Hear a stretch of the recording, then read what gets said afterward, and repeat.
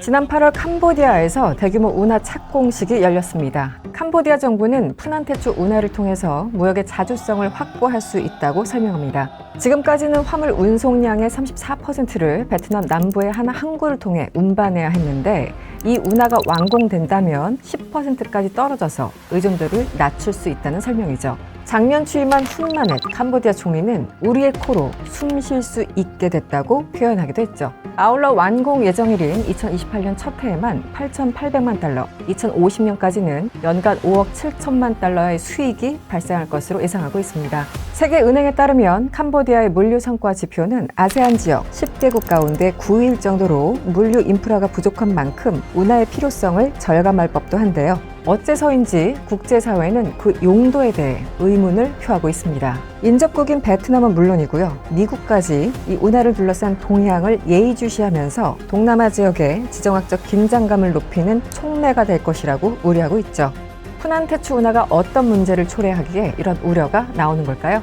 안녕하세요. 저는 이승원이고요. 오늘은 캄보디아의 푸난테추 운하에 얽힌 갈등 관계에 대해서 좀 더 깊이 들여다보겠습니다.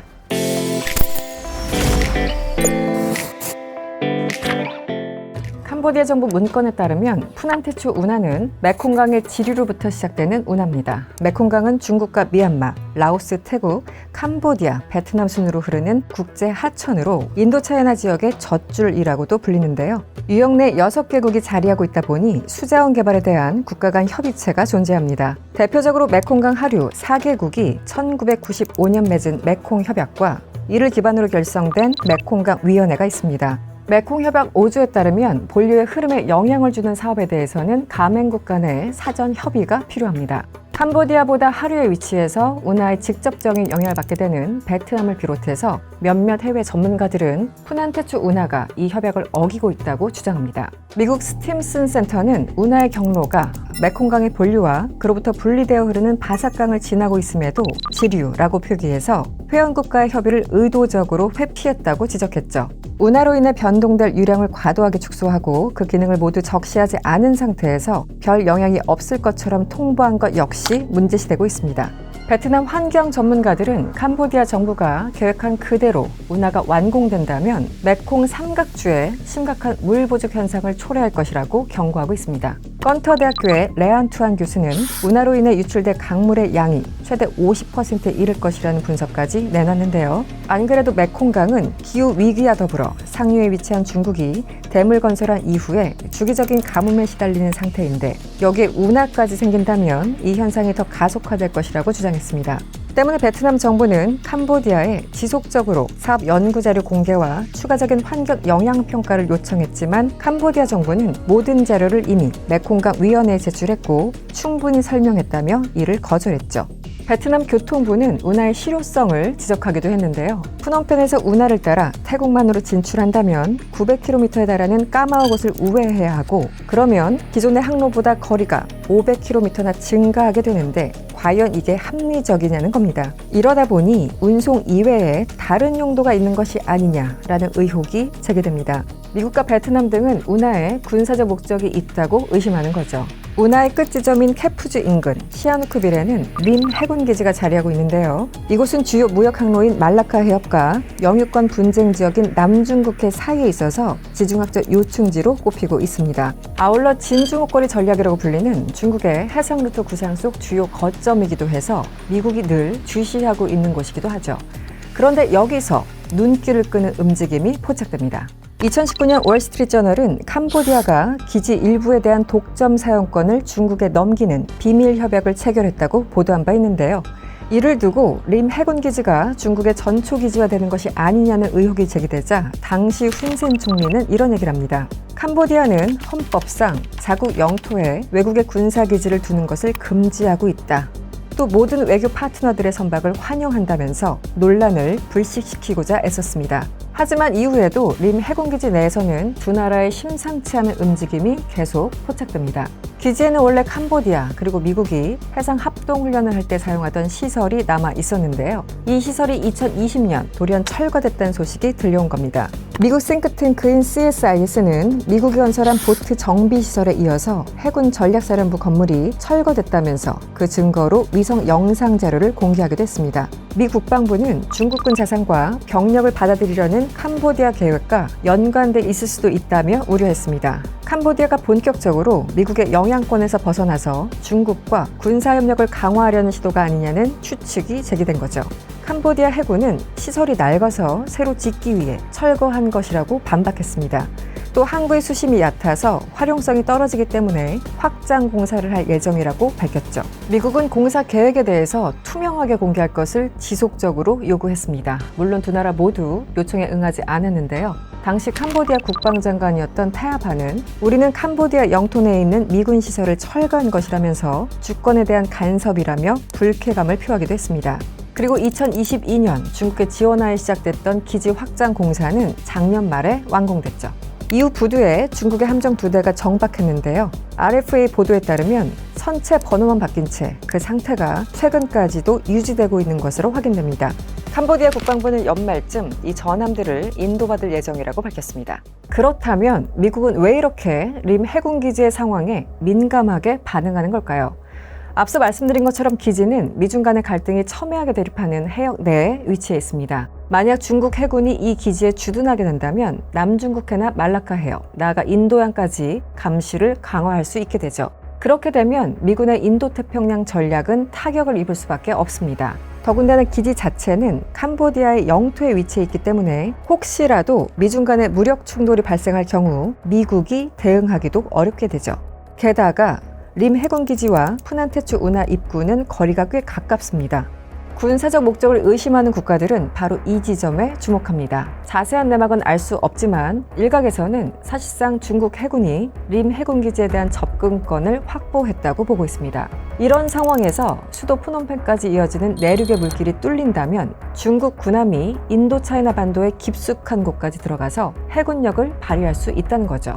베트남 역시 상황을 신중하게 지켜보고 있습니다. 베트남은 북쪽으로는 중국과 국경을 맞대고 있고 동쪽으로는 남중국해를 두고 분쟁을 겪고 있죠. 캄보디아 영토까지 중국의 군세력이 뻗친다면 그야말로 사방으로 중국과의 분쟁 상황에 놓이게 될 수 있습니다. 군사적 용도는 억측이라고 보는 시각도 물론 있습니다. 내륙까지 해군력을 발휘하기 위해서는 대형 함정 정도는 이용해야 효과적일 텐데요. 운하는 1000중량톤의 선박을 수용하도록 설계돼 있어서 너무 작다는 거죠.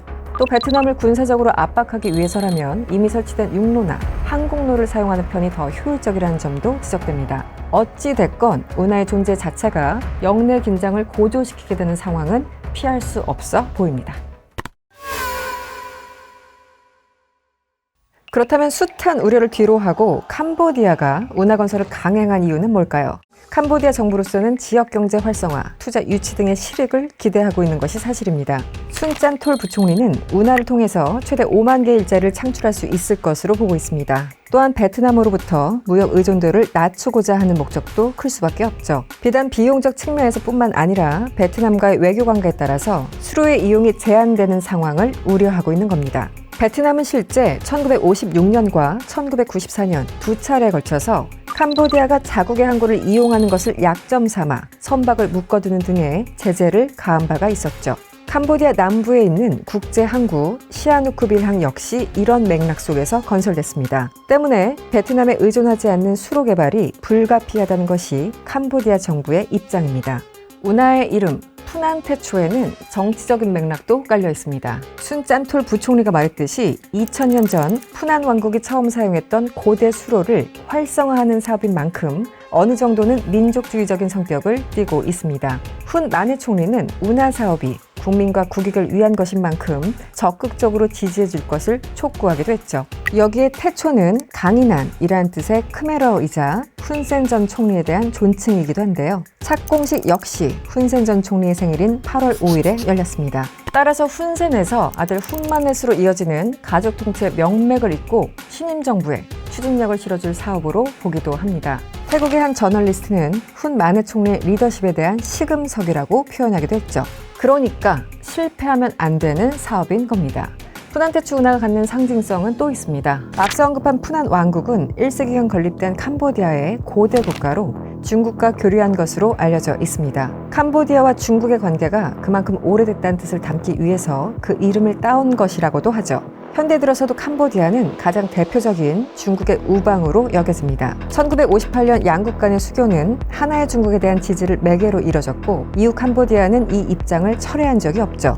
남중국해 영유권 분쟁에서도 중국의 편에 섰고 아세안 공동성명을 불발시키기도 했습니다. 때문에 중국으로서는 아세안 지역에서의 영향력을 강화하려면 캄보디아가 반드시 필요한 상황이고 마침 캄보디아는 지지부진한 경제 성적을 만회하기 위해서 대규모 투자가 필요한 상황이죠. 그리고 두 국가는 모두 서방의 제재를 받아왔다는 점에서 이해관계가 맞아 떨어집니다. 훈센 전 총리는 1997년 쿠데타로 집권한 이래 정부를 비판하는 언론과 야당 인사들을 탄압하면서 독재를 일삼아 왔는데요. 그때마다 미국이나 EU 등 서방 국가들은 무역 제재와 비자 발급 제한으로 대응하면서 국내 인권 문제 해결과 민주주의 정상 작동 등을 요구해 왔습니다. 반면 중국은 도리어 훈센 정부에 대한 지지 성명을 내고 조건 없는 투자를 약속하기도 했죠.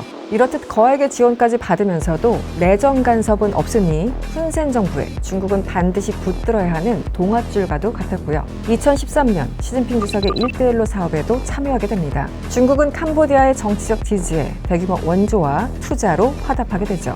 고속도로와 공항 등 캄보디아 정부로서는 엄두도 못 낼 대규모 인프라 사업 다수를 중국 정부가 지원했고 푸난테초 운하 역시 그 가운데 하나입니다. 캄보디아 경제 성장을 견인하는 의류 산업에 이어서 의료와 교육까지 중국 자본의 힘이 닿지 않는 곳은 거의 없다고 봐도 무방합니다. 2010년을 기점으로 중국은 캄보디아의 최대 원조 공여국으로 자리매김했고요. 2013년 1대1로 프로젝트에 참여한 이래 2021년까지 누적 투자액은 총 69억 6천만 달러에 이릅니다. 덕분에 캄보디아는 연평균 7%라는 가파른 경제 성장률을 이룩할 수 있었죠. 훈센이 38년 동안 안정적으로 철권 통치를 이어올 수 있었던 데에는 이 같은 중국의 전폭적인 지원이 어느 정도 배경으로 자리 잡고 있습니다. 이제 중국과의 관계, 나아가 다른 나라의 관계를 어떻게 운영해 나갈지는 훈센의 아들인 훈마넷의 손에 달려 있습니다. 훈마넷이 미국과 영국에서 경제학을 공부했다는 점을 들어서 아버지와는 다른 기조의 국정 운영을 펼치지 않을까 하는 기대가 잠시 있었습니다만 그는 시진핑 주석과의 정상회담에서 중국에 대한 불간섭 원칙을 강조하면서 친중 노선에 대한 의지를 재확인하기도 했죠. 푸난테초 운하는 훈마넷 총리에게 66년간 이어져온 중국과의 철통 같은 우정을 어떻게 이어나갈지 세계에 선보이는 하나의 시험대가 될 것으로 보입니다. 중국에 대한 일방 노선을 지속해온 캄보디아 정부. 하지만 부작용이 드러나기 시작했습니다. 100억 달러가 넘는 캄보디아 외채에서 중국이 차지하는 비율은 무려 41%에 이르고요. 1대1로 발생한 많은 빚과 높은 이자가 불러올 후폭풍을 우려하는 목소리도 있죠. 미국 정부는 1대1로에 참여했던 스리랑카가 채무 불이행으로 항구에 대한 운영권을 빼앗긴 사례를 들면서 사업의 위험성을 경고한 바 있습니다. 훈마넷 총리 역시 상황을 인지하고 있는지 무역 채널의 다변화를 꾀하고는 있지만 여전히 중국에 대한 의존도는 과도하게 높은 상태입니다. 과연 그가 말한 것처럼 푸난테초 운하는 캄보디아 경제에 숨구멍을 틔워줄까요? 아니면 국제사회가 염려하는 것처럼 중국의 패권을 강화하는 불길로 남게 될까요? 월드 클로즈업 이승원이었습니다.